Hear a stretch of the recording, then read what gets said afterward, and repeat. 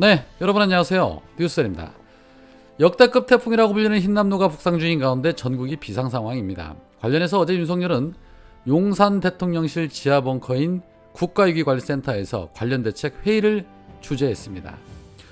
북한의 미사일 발사에도 눈 하나 깜빡 안 하던 윤석열, 그리고 지난 8월 폭우 때 국민들로부터 강한 비난을 받고 난 이후에 이제서야 뭐라도 보여주고 싶었나 봅니다. 자, 이 회의는 오후 2시부터 70분 동안 진행이 됐는데 대통령실은 윤석열이 이 시간 동안 참석한 각 부처 참석자들에게 압박 면접 같은 질의응답 시간을 가졌다라고 전했습니다. 압박 면접이라는 단어를 쓰는 걸 보면 대충 어떤 식의 회의가 이루어졌는지 추측이 됩니다. 아는 것이 없으니 이것저것 캐물었다는 소리가 되겠지요. 그리고 혼자 떠들었다는 소리가 되겠지요. 이 자리에서 윤석열은 내 가족을 살핀다는 심정으로 선제적 대응을 해달라며 각 기관장들에게 선조치 후 보고를 지시했습니다. 일단은 현장 중심으로 비상 상황에 대해서 선대처하고 나중에 보고하라는 것이지요. 네, 당연히 위급 상황에서는 그렇게 일처리하는 것이 맞는 겁니다.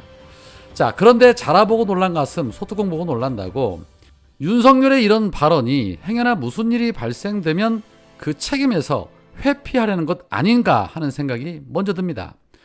본인은 다른 책임자들에게 일 떠맡기고 비도 오는데 어디 가서 술 한잔 하고 있을 테니 당신들이 알아서 일 처리 잘하고 나중에 보고나 하세요. 이렇게 들리는 이유는 뭘까요? 그동안 보여준 모습이 그런 모습만 보여줬기 때문에 뭘 해도 믿음이 안 가고 의심부터 생기는 의심병이라서 그런가 봅니다. 자, 이날 회의에는 수많은 기관장들이 화상회의를 통해서 참석을 했다는데 부디 큰 피해 없이 무사히 지나가길 바랄 뿐입니다. 그런데 갑자기 이런 생각이 듭니다. 윤석열 술 좋아하는 거 다 아는 사실인데 김건희 눈치 보느라 집에서 마음껏 술도 못 마실 텐데 이번 기회에 주가조작 의혹을 받고 있는 김건희 특검으로 넘기시고 그냥 편한 마음으로 눈치 안 보고 좋아하는 술 실컷 마시는 건 어떠실지. 그리고 마누라 리스크도 없고 지지율도 지금보다 더 오를 것이고 그러면 일석이조, 일석삼조가 아닐까 하는 생각이 문득 들기도 합니다. 그런데 지하 벙커에서 화상회의를 해도 국가기밀에 큰 문제가 없는 것인지 갑자기 궁금해집니다. 이번 회의에는 수십 명의 지자체장들 그리고 기관장들이 참석한 걸로 알려져 있는데 국가부 안에 구멍이 뚫리는 건 아닌지 그 부분도 체크해봐야 하는 거 아닌가 싶습니다. 하도 여기저기 구멍 뚫린 게 많아서 말이시오. 자, 그런데 본인 목숨은 무척이나 소중했나 봅니다. 대통령 경호처가 아베 사건을 계기로 경호 강화 필요성이 높아졌다면서 내년도 예산을 올해보다 약 20%가량 더 확대 편성해서 또 다른 논란을 만들고 있습니다. 올해 예산이 969억 원 정도인데 내년도 예산을 1163억 원, 약 193억 원 정도를 더 높게 책정한 것입니다. 그 이유는 대통령실과 관저가 용산으로 이전하면서 경호 체계가 달라졌다는 것입니다. 이에 기재부는 최근에 아베 사건 등으로 경호 강화의 필요성이 생기면서 과학 경호 장비가 추가된 데 따른 것이라며 용산은 사방이 오픈된 구조다. 그런 것들에 대한 경호 추가가 필요했다라고 부연 설명했습니다. 그러나 구체적으로 어떤 과학 경비가 추가된 것인지는 공개하지 않았지만 드론 등이 포함된 것으로 알려졌습니다. 하여튼 이 정부 과학이라는 단어 참 좋아하죠. 뭐만 하면 과학 방역이네, 뭐만 하면 과학 경호네 이런 소리가 터져 나옵니다. 그러게 청와대에 가만히 있었으면 국민 세금이 이처럼 줄줄 새지 않았어도 됐을 것을 누구의 입김으로부터 이 용산으로 이전하면서 이렇듯 쓸데없는 국민 혈세가 낭비되고 있으니 국민들이 분노하지 않을 수가 없는 것입니다. 그러니 허구한 날 비판받고 지지율도 떨어지는 것이고요. 욕먹을 짓만 골라 하는데 어떻게 지지율이 올라가겠습니까? 하는 짓마다 정말 왜 이렇게 못마땅한 짓만 골라서 할까요? 청와대처럼 경호와 보안이 완벽한 곳이 또 어디 있습니까? 모든 것이 본인 때문에 벌어진 일인 만큼 이 국민 혈세 낭비하는 부분에 대해서만큼 반드시 그 책임 추궁 있어야 할 것으로 생각됩니다. 행여 또 이번 태풍에 공무원들 11시 출근하라고 지시하는 건 아닌지 모르겠습니다.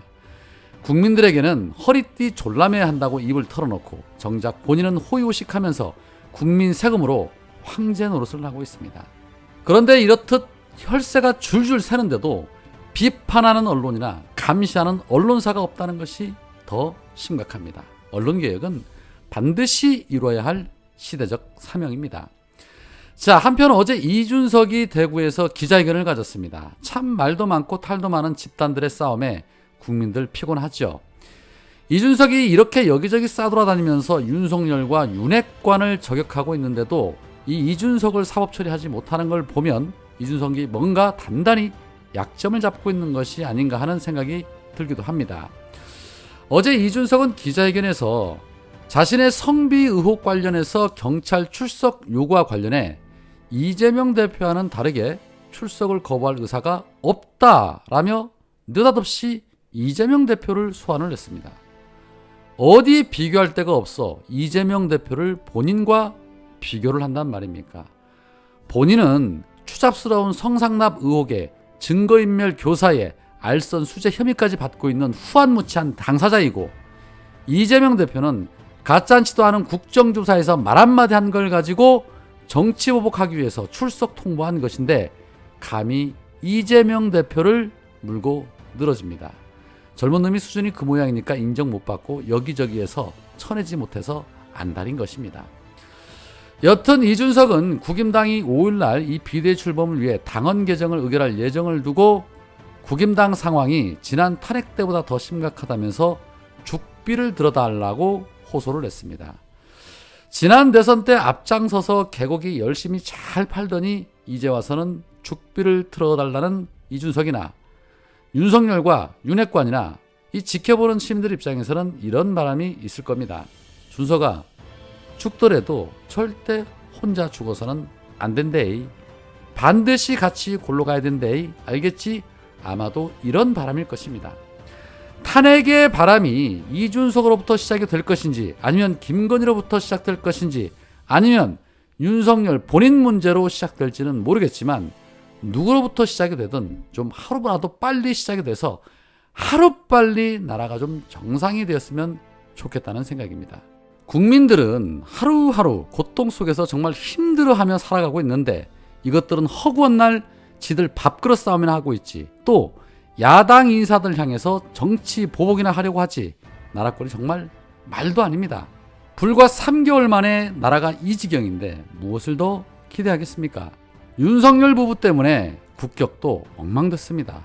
글로벌 호구가 되어가고 있습니다. 더 망가지기 전에 회복시켜야 할 것입니다. 말에는 힘이 있습니다. 말하는 대로 이루어집니다. 우리 모두 함께 외쳐봅시다. 윤석열은 퇴진하라. 오늘은 여기까지입니다. 고맙습니다.